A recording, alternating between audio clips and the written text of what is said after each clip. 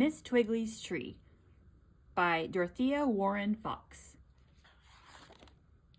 Funny Miss Twiggley lived in a tree with a dog named Puss and a color TV.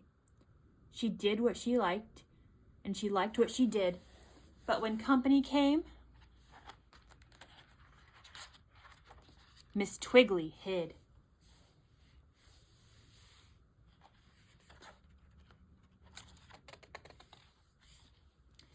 "It's not that I do not like people," said she, "but one gets a bit shy when one lives in a tree."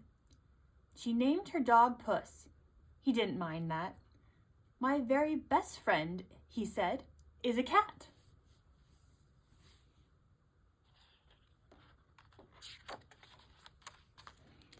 Old Miss Twiggley was friendly with bears.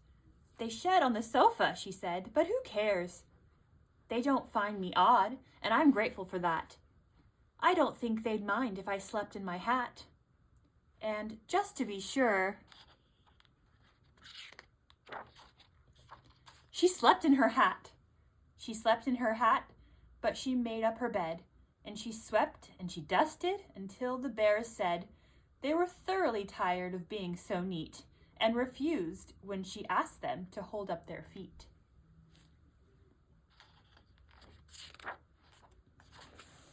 Now Puss was clever, a smart dog indeed. He did the shopping for things they would need: groceries, clothing, and tools for repairs, bones for himself, and jam for the bears. But whenever he shopped for Miss Twiggley's meals, the town dogs teased and snapped at his heels. So poor Puss shivered, as scared as he could be, and he hurried back home to his safe and sound tree. Miss Twiggley and Puss were happy up there, high above ground, in the house and the air.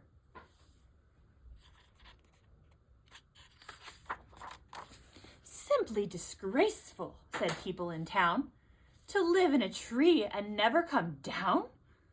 The wife of the mayor was maddest of all. "To not be at home when I come to call is unforgivable, and besides that, I have been told she sleeps in her hat. My husband must know of a town law," said she, "against things of that kind going on in a tree." She marched to the mayor. "Now what can you do? That house in the tree is spoiling our view. Miss Twiggley's nuisance. No town should allow a person to hang up her wash on a bough. The smoke from her chimney is causing a smog, and she lives, so they say, with some bears and a dog." The poor mayor sighed. "My dear, I agree, but more pressing problems are bothering me. The weather report says it's going to rain, and I fear we are in for a wild hurricane." It did rain for a week, and a month, and a day. The wind blew a gale, and the bridge washed away. The town was cut off, its people afloat. Whatever went by, they used for a boat.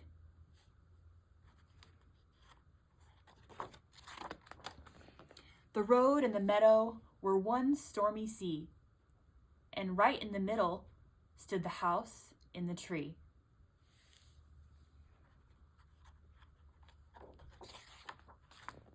Old Miss Twiggley had battened her hatches and checked her supply of tea and dry matches. "String up some hammocks," she called to the bears. "Puss, you build platforms for spare beds and chairs. We may have some collars, and wet ones at that. I'll change the bows on my best sleeping hat. I'll get right to work on a big pot of stew. To be sure there'll be plenty to feed quite a few." She put on the kettle and buttered some bread. "Now let them all come, I'm ready," she said. "They're coming," called Puss, who perched way up high, holding a spyglass close to his eye.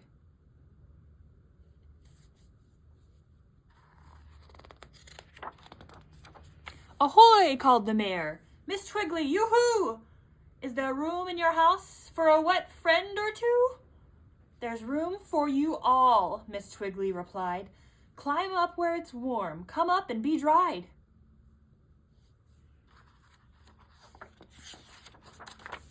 They hauled up the mayor and the chief of police and sweet Trudy Wilmot, the groceryman's niece.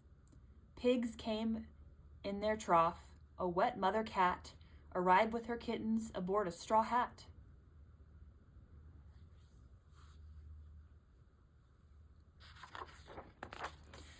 The dogs of the town came swimming right up, big dogs and small dogs, and one frisky pup. But plump Mrs. Honk was afraid of the stairs, and little Joe Pettibone didn't like bears. "Don't fret, Mrs. Honk," Miss Twiggley said. "You won't mind the height when you're tucked into bed. And Joe, my big bears are tame as can be. They don't spill a crumb when I ask them to tea."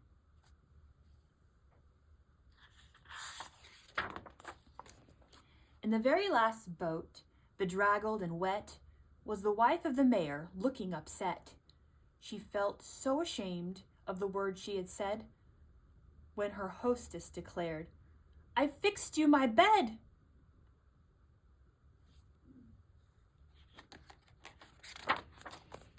Miss Twiggley's new friends were cozy and warm, sheltered and fed and out of the storm.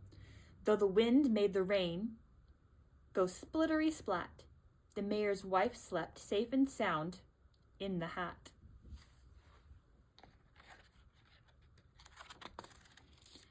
Old Puss, once so shy, forgot all his fear.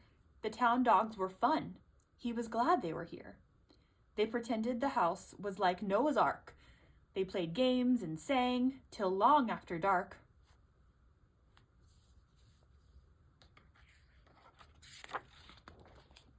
Now the townsfolk were glad, just as pleased as could be, that funny Miss Twiggley lived in a tree. And Miss Twiggley found out something wonderful too. When emergencies come, you don't think about you. You help all you can, and you never ask why. Then the first thing you know, you forget to be shy. The end.